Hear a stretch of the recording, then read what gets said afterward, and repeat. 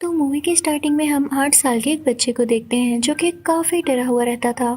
उसे कोई चीज परेशान करती थी और वो हमेशा सहमा हुआ रहता था। वो 8 साल का था। उसके पेरेंट्स भी इस बात को लेके काफी परेशान थे। तो वो एक दिन अपने घर में कुछ एक्सोर्सिस्ट को बुलाते हैं जिनमें एक कपल होता है और चर्च के फादर। उस छोटे बच्चे का नाम डेविड होता है। उसकी एक बहन भी होती है और इस वक्त इनके घर उसकी बहन का दोस्त भी था। उसकी डेविड के साथ काफी अच्छी फ्रेंडशिप थी। तो वो डेविड को सुलाने ले जाता है। अब डेविड की बहन का दोस्त उसे लेटा कर वहाँ से चला जाता है, लेकिन डेविड को फील होता है कि जैसे कोई उसका रूम खोलने की कोशिश कर रहा है। तो डेविड जाकर वॉशरूम में छुप जाता है, लेकिन वहाँ पर उसको लगता है कि कोई उसे देख रहा है। उसे वहाँ पर कई ज्यादा हाथ भी नजर आते हैं और बाथ टब में खून आने लगता है। वो काफी ज्यादा डर जाता है और चिल्लाने लगता है। उसकी आवाज सुन के सारे फैमिली मेंबर्स ऊपर आ जाते हैं। लेकिन यहाँ डेविड जो कि 8 साल का बच्चा था काफी ज्यादा गुस्से में आ चुका था और आउट ऑफ कंट्रोल हो चुका था। वो अपने ही डैड की टांग पर स्टैब कर देता है। अब मेल एक्सोर्सिस्ट उसे उठाकर नीचे लेकर आ रहा होता है, लेकिन अपने नाखूनों से वो दीवार पर स्क्रैच करता जा रहा था। यानी ऐसे लग रहा था जैसे उसे किसी ने पोजेस कर लिया हो। उसे लाकर नीचे डाइनिंग टेबल पर लिटा दिया जाता है और फादर उसके ऊपर कुछ स्पेल्स पढ़ने लगते हैं। वो लोग उसे कंट्रोल में लाने की कोशिश कर रहे थे, लेकिन इसी दौरान डेविड के मुंह से झाग आने लगती है और वो काफी ज्यादा स्ट्रॉन्ग होकर अपने आप को छुड़ा लेता है। इसी के साथ वहाँ पे बहुत बुरा तूफान आने लगता है। घर की चीजें टूटने लगती है और फादर भी गिर जाते हैं। दोनों एक्सोर्सिस्ट ने उसे काफी मजबूती से पकड़ा हुआ था, लेकिन वो खुद को छुड़ाने की कोशिश में था। वो खुद की बॉडी को काफी अजीब तरीके से फोल्ड करने लगता है, जो कि देखने में बहुत खौफनाक है। उसको ऐसी हालत में देख के उसकी बहन का दोस्त उसके पास जाता है और उसे पकड़ के कहता है कि तुम जो कोई भी हो, इस मासूम बच्चे की बॉडी को छोड़कर मेरे अंदर आ जाओ। यानी वो वाकई डेविड से बहुत प्यार करता था। और उसके कहते साथ ही डेविड की आंखें नॉर्मल होने लगती हैं और जो भी डीमन उसके अंदर था या कोई स्पिरिट, वो डेविड की बहन के दोस्त के अंदर आ जाती हैं और अब उसकी हालत खराब होने लगती है। दूसरी तरफ जब डेविड पोसेस था तो उसने मेल एक्सोर्सिस्ट पर भी बहुत बुरा हमला किया था और अब उसकी तबीयत भी काफी बिगड़ चुकी थी और उसे हॉस्पिटल ले जाया गया था। डॉक्टर्स उसकी वाइफ को बताते हैं कि इसे बहुत बुरा हार्ट अटैक हुआ है। इसी चीज ने इसे पूरी तरह से डरा दिया है। वो सब उसके लिए प्रे करने लगते हैं। दूसरी तरफ हम डेविड की बहन के दोस्त को देखते हैं जो कि अब बिल्कुल नॉर्मल हो चुका था और अपनी दोस्त के साथ काम करवा रहा था। लेकिन जैसे ही वो घर के अंदर आता है तो देखता है कि किसी दीवार में एक होल हुआ है। वो उसके अंदर देखता है तो उसे कोई घोस्ट नजर आता है जो उस पर अटैक करने की कोशिश कर रहा होता है, लेकिन वो खुद को बचा लेता है। लेकिन असल में ये उससे बचा हुआ नहीं था, क्योंकि वाकई वो सोल डेविड की बॉडी छोड़कर इसके अंदर आ चुकी थी और अब वो जल्द ही इसकी बॉडी को बिगाड़ने वाली थी, पूरी तरह से अपने कंट्रोल में करने वाली थी। वो फौरन वहाँ से बाहर निकल आता है और अब वो दरख्त पर बैठकर चेन सॉ की मदद से दरख्त को काट रहा होता है, लेकिन चेन सॉ स्टार्ट ही नहीं हो रही होती।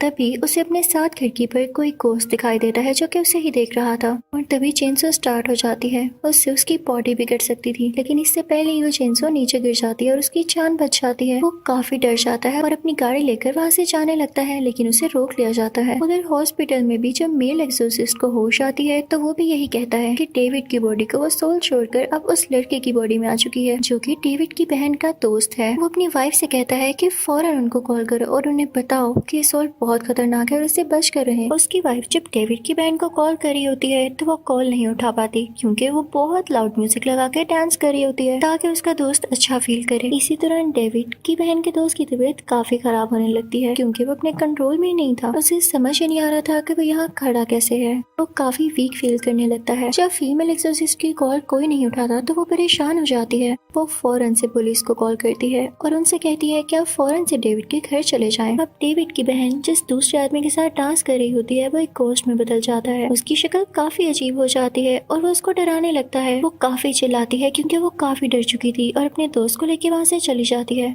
दूसरी तरफ से पुलिस भी आ रही होती है। अब डेविड की बहन का दोस्त निकलते निकलते अपनी नाइफ से उस पर अटैक कर देता है और उसे मार डालता है। उसके कपड़ों पर काफी खून लगा हुआ था और जब वो बाहर निकलता है तो पुलिस मैन उसे देख लेता है। उस लड़के की आंखें काफी चेंज थी क्योंकि उसमें सोल जो थी।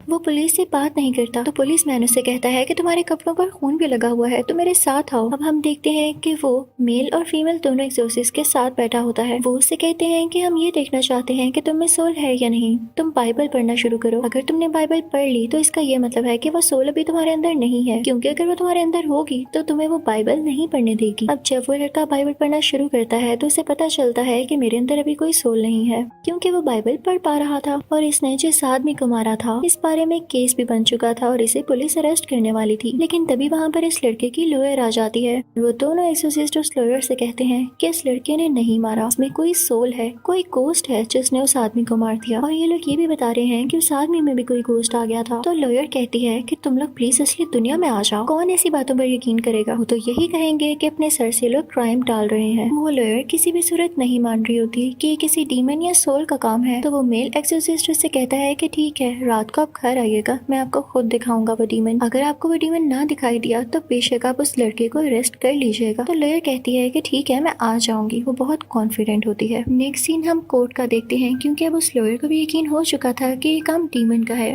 वो जज को बोलती है कि ये मर्डर डीमन ने किया है, लेकिन जज उसकी किसी बात पर यकीन नहीं करता और कहता है कि ये फजूल बहाना है और उसे सजाए कैद होगी, यानी लाइफ टाइम के लिए वो जेल में रहेगा। लेकिन वो एक्सोर्सिस्ट कपल कहता है कि हम उस लड़के को इनोसेंट ठहरा के रहेंगे, क्योंकि वो भी जानते थे कि वो मर्डर नहीं कर सकता, इसके पीछे जरूर कोई सोल है। अब ये इस केस पर इन्वेस्टिगेशन खुद करने लगते हैं। वो दोनों उस दिन के रिकॉर्डिंग सुनने लगते हैं जब ये केस हुआ और ये सब एक साथ डांस कर रहे थे। उसके बाद ये दोनों उस जगह जाते हैं जहाँ पर डेविड पहली बार डरा था और उसे कोई गोस्ट नजर आया। इस रूम में एक वाटर बेड हुआ करता था। जब डेविड उस वाटर बेड पर खेल रहा था और जंप्स लगा रहा था तो अचानक से उस वाटर बेड के अंदर से किसी का हाथ आया और उसने डेविड को पकड़ लिया। वो कोई गोस्ट था। उस रूम का फ्लोर भी खराब हुआ था। तो वो एक्सोर्सिस्ट डेविड की मदर को बताते हैं कि किसी गोस्ट का ही काम है। अब वो एक्सोर्सिस्ट कपल और डेविड की बहन उस रूम के नीचे जाते हैं, यानी उस रूम के नीचे जो जगह थी। जब डेविड की बहन उसके अंदर जाती है तो देखती है वहाँ बहुत सारे रैट्स हैं। वहाँ पर एक अजीबोगरीब स्कल भी है। वो उसकी पिक्चर लेती है और फिर आकर सबको दिखाती है। सब कहते हैं कि हमने आज तक ऐसा स्कल कहीं नहीं देखा। चर्च के फादर भी कहते हैं कि मैंने भी आज तक ऐसा स्कल नहीं देखा। तुम लोग ये बात किसी और फादर को बताओ जो कि मुझसे सीनियर हो। अब वो एक्सोर्सिस्ट कपल जब दूसरे फादर के पास जाता है तो वो फादर इनसे कहते हैं कि ऐसा स्कल मैं पहले कहीं देख चुका हूँ, लेकिन वो बिल्कुल ऐसा नहीं था। वो उनको अपनी कलेक्शन दिखाते हैं और दूसरे सीन में हम एक लेडी को देखते हैं जो कि किसी किस्म का ब्लैक मैजिक कर रही होती है, क्योंकि उसके पास एक अजीबोगरीब टेबल थी जिस पर उसने ब्लैक कैंडल जलाई थी और उस लड़के की भी पिक्चर उसके पास थी, यानी डेविड की बहन के दोस्त की। वो अजीबोगरीब लेडी कोई मैजिक करती थी जिससे इंसान को हेलुसिनेशंस होने लगती थी और वो डर जाता था। उससे ऐसा लगता था जैसे उसके अलावा भी कोई है उसके पास, यानी जैसे कोई डीमन या कोई सोल वगैरह। फिर मेल एक्सोर्सिस्ट एक डिटेक्टिव से मिलता है। वो डिटेक्टिव कहता है कि मैंने ऐसा स्कल पहले भी देख रखा है। वो कहता है कि पहले भी कोई ऐसा केस था जिसमें मैंने ये स्कल देखा। तो फीमेल एक्सोर्सिस्ट कहती है कि इस बार केस में डीमंस का हाथ है। तो वो डिटेक्टिव कहता है कि मेरे साथ मजाक नहीं करो। तो वो दोनों एक्सोर्सिस्ट वहाँ से चले जाते हैं। फीमेल एक्सोर्सिस्ट अपने साथ वो नाइफ भी लिया थी जिससे उस दिन मर्डर हुआ था। डिटेक्टिव उनसे कहता है कि जिस केस की मैं बात कर रहा हूँ उसमें 2 लड़कियां थी जो कि मारी गयी, लेकिन उनमें से एक की ही बॉडी मिली। अब वो तीनों मिलकर उस जगह पर जाते हैं जहाँ पर ये सब कुछ हुआ। फीमेल एक्सोर्सिस्ट पास्ट में चली जाती है। वो दोनों फ्रेंड्स थी और उनमें से एक फ्रेंड ने ही अपनी दूसरी फ्रेंड का मर्डर कर दिया था, क्योंकि उसके अंदर डीमन आ चुका था। और जिस फ्रेंड ने मर्डर किया था, फीमेल एक्सोर्सिस्ट बिल्कुल उसकी तरह एक्ट कर रही थी, क्योंकि वो सारी चीजों को रिवाइज कर रही थी। फीमेल एक्सोर्सिस्ट भागने लगती है, लेकिन भागते भागते वो बिल्कुल किनारे पे पहुंच चुकी थी और नीचे पानी ही पानी था। वो वहाँ पर फौरन से रुक जाती है, लेकिन तभी नीचे से कोई क्रीपी सा हाथ आता है और उसे खींचने लगता है। लेकिन तभी वहाँ पर उसका हस्बैंड आकर उसे बचा लेता है। वो फीमेल एक्सोर्सिस्ट अपनी सेंसेस में आ चुकी थी, तो अपने हस्बैंड से कहती है कि जिस लड़की की बॉडी नहीं मिल रही वो इसी रिवर के अंदर है। अब उस लड़की की बॉडी को निकाल लिया जाता है, यानी ये मसला भी सॉल्व हुआ। जो उसकी बॉडी नहीं मिल रही थी, उस फीमेल एक्सोर्सिस्ट के पास काफी अच्छी एबिलिटीज थी।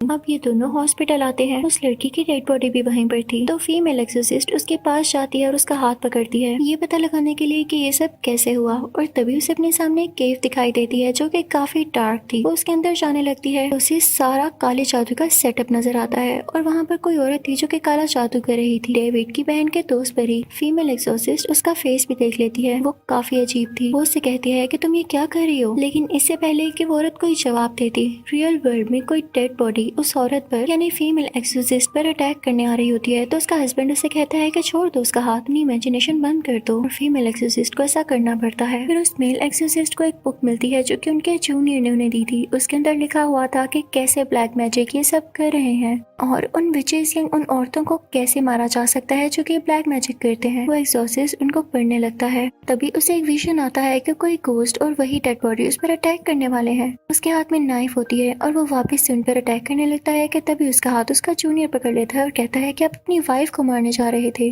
यानी उसको जो विजन्स आ रहे थे वो डीमंस ही दिला रहे थे कि वो अपनी वाइफ को मार डाले, क्योंकि उसकी वाइफ डीमंस के लिए बहुत बड़ा खतरा जो थी। अब वो फीमेल एक्सोर्सिस्ट उस सीनियर फादर से मिलने के लिए जाती है। वो सीनियर फादर उसे एक बुक दिखाते हैं जिसके ऊपर किसी बच्ची की पिक्चर लगी होती है। वो उसे बताते हैं कि ये एक विच है। तो वो फीमेल एक्सोर्सिस्ट उनसे कहती है कि आपने मुझे पहले क्यों नहीं बताया। तो वो कहते हैं क्योंकि ये मेरी बेटी है। फिर वो फादर उसे गार में ले जाते हैं, एक केव में जो कि वो पहले भी विजन में देख चुकी थी। और वहीं पर वो चुड़ैल भी होती है जो कि ब्लैक मैजिक कर रही थी और यही फादर की बेटी थी। तभी अचानक से हम देखते हैं कि वो विच ऊपर आती है और अपने फादर को ही मार डालती है। ये उस फीमेल एक्सोर्सिस्ट के पास अच्छा मौका था, क्योंकि उसके सामने वो टेबल था जिसपे ये औरत ब्लैक मैजिक किया करती थी। ये फीमेल एक्सोर्सिस्ट उस टेबल को गिराने के लिए जाती है, लेकिन वो टेबल इतना भारी होता है कि उसे गिरा नहीं पाती। वो इतनी ही देर में वो विच आकर भी उस पर अटैक करने लगती है और वो अपनी जान बचाने लगती है। तभी उसका हस्बैंड यानी वो मेल एक्सोर्सिस्ट भी आ जाता है और अपनी वाइफ को फील करके उसे पता चल जाता है कि वो इस वक्त कहाँ पे है। वो बेसमेंट का दरवाजा तोड़ने लगता है। अब नीचे वो फीमेल एक्सोर्सिस्ट काफी मुश्किल में होती है, क्योंकि वो वहाँ से भाग रही होती है लेकिन उसे रास्ता नहीं मिल रहा होता। इतनी ही देर में उसे अपने सामने मिरर नजर आता है। वो हर तरफ खुद को देख पा रही थी और तभी वो बुरी औरत यानी विच आकर उस पर चाकू से अटैक करने लगती है। फीमेल एक्सोर्सिस्ट उसे पत्थर मारती है और वहाँ से भाग जाती है। अब वो विच उस मेल एक्सोर्सिस्ट के पास जाती है उसके वाइफ के रूप में और उसे अपने कंट्रोल में कर लेती है। दूसरी तरफ हम ये देखते हैं कि डेविड की बहन का दोस्त काफी बीमार था, क्योंकि उसे जेल में बांधा गया था। एक बात तो ये थी कि उस पर एक मर्डर का इल्जाम था और दूसरा ये कि उसमें कोई सोल बार बार आ रही थी। उसकी बॉडी यहाँ काफी अजीब तरह मूव करने लगती है और उसकी तबीयत बिगड़ने लगती है। दूसरी तरफ विच उस मेल एक्सोर्सिस्ट को ऑर्डर देती है कि हैमर से अपनी बीवी को मारने जाओ। मेल एक्सोर्सिस्ट पूरी तरह से विच के कंट्रोल में था, तो वो हैमर लेके अपनी बीवी को मारने जा रहा होता है। लेकिन तभी उन्हें पुराना वक्त याद आ जाता है जब वो अपनी बीवी से पहली बार मिले और उन्हें सब याद आ जाता है कि वो अपनी बीवी और अपनी फैमिली से कितना प्यार करते हैं। वो नॉर्मल होने लगते हैं और हैमर लेके सीधा उस टेबल की तरफ बढ़ते हैं जो कि विच की थी और जिस पर विच ब्लैक मैजिक किया करती थी। वो उस टेबल को